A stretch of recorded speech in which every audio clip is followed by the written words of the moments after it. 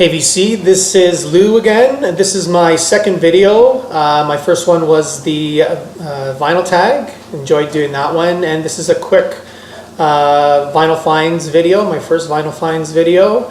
I've got about, I don't know, 14, 15 records.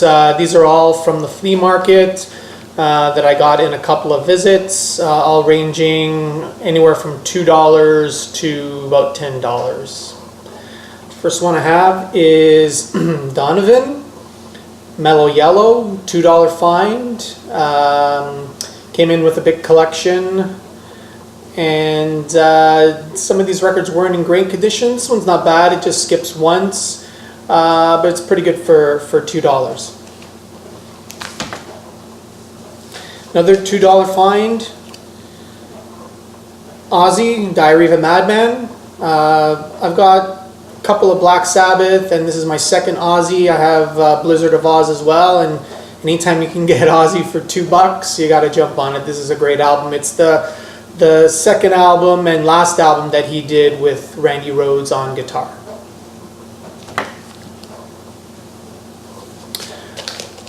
Van Morrison, Tupelo Honey.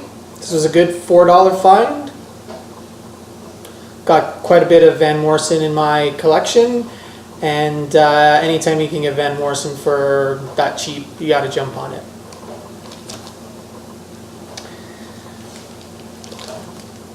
Duane Allman Anthology. This is a 2-record set. It has a bunch of collaborations he did.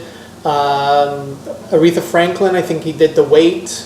There's a collaboration with Wilson Pickett, and there's also some Allman Brothers tracks on here. Excellent pickup.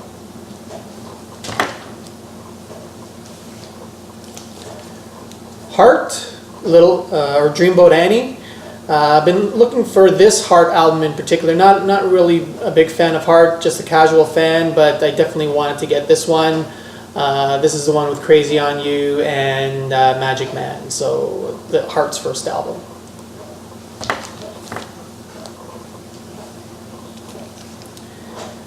B.B. King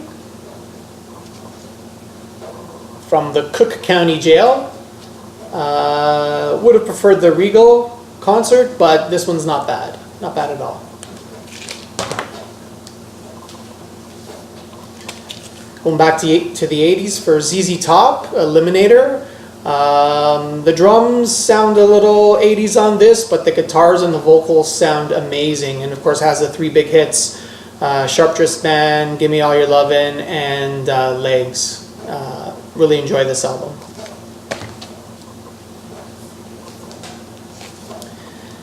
Yes, Going for the One. Big song off of this one is Wondrous Stories. This still includes the classic Yes 70s lineup with Alan White on drums. I'm a Bill Bruford fan, but Yes did make some good albums without Bill Bruford. And I've got quite a few Yes albums in my collection, and this one I think was $5.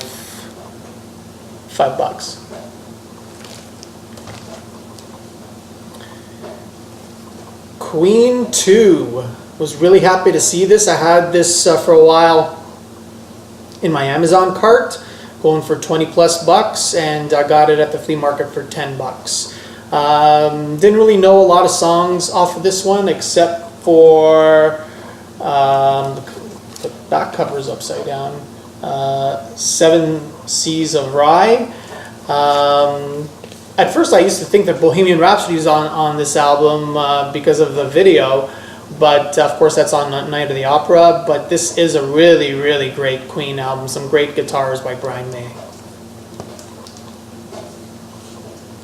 Another ZZ Top. This is ZZ Top's greatest hits of some of their some of their early stuff. The Best of Chris Christopherson. My brother-in-law recently got the first album, Christopherson, told me how great it was. I've always been a fan of the guys in the Highwaymen. Didn't have any Chris in my collection as far as vinyl goes, and when we saw this one at the flea market, which is the best of, that includes some of the big songs, Sunday Morning Coming Down, me and Bobby McGee had to get this. The Allman Brothers, The Road Goes On Forever. This is a double album, double best of, which also includes some of their live tracks as well. And to get this for $9, it's like, what a deal. I'm not a huge Allman Brothers fan, but certainly to get a best of, and this coupled with the Dwayne Allman anthology that I showed earlier, I think gives me as much Allman Brothers as I'm going to need.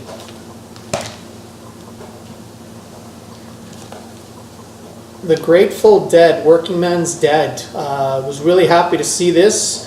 It's a bit of an acoustic album, a little bit on the acoustic side, but anytime you can get the Dead for less than $10, it's definitely coming home.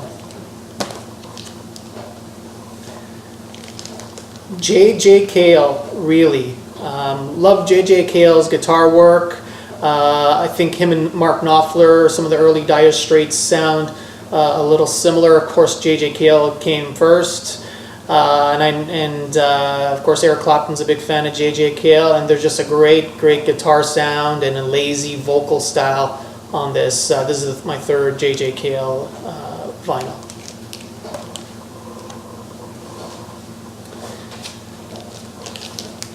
Humble Pie, Eat It. Not a big fan of Humble Pie. Do like this album. I am a big fan of the Small Faces and Steve Marriott, and wish that he hadn't left the Small Faces to form Humble Pie, because I just couldn't get into Humble Pie. I felt a lot of his singing was being screamed quite a bit. Of course, he has a great voice, but he was doing a lot of screaming, I found, when he left the Small Faces and joined Humble Pie. This album does take it a little bit more in a bit of a soul direction. This, of course, is after Peter Frampton left the band.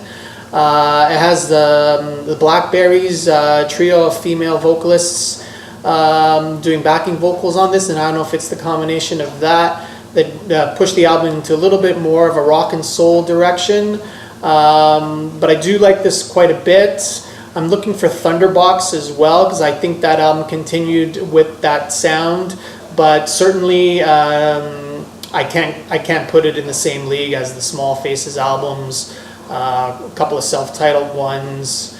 There are but 4 Small Faces comp, the Ogden's Nut on Flake, but this is pretty good. And then if I see any more cheap Humble Pie, I may get it. Last but not least, for $2, a classic, Joe Cocker, Mad Dogs and the Englishmen live album. Took a chance on this one. The guy at the flea market was looking at it. He priced it, said $2. I took a quick look at it. I said, you know what, I'm going to give it a chance, and it actually plays well. There's the odd pop here and there, but anytime you can get a classic like this for $2, you got to totally go for it. So, hope you guys enjoyed the video, and I'll be making some more, hopefully, vinyl find videos. I've got some new purchases that have come from Amazon and online, and great. See you later.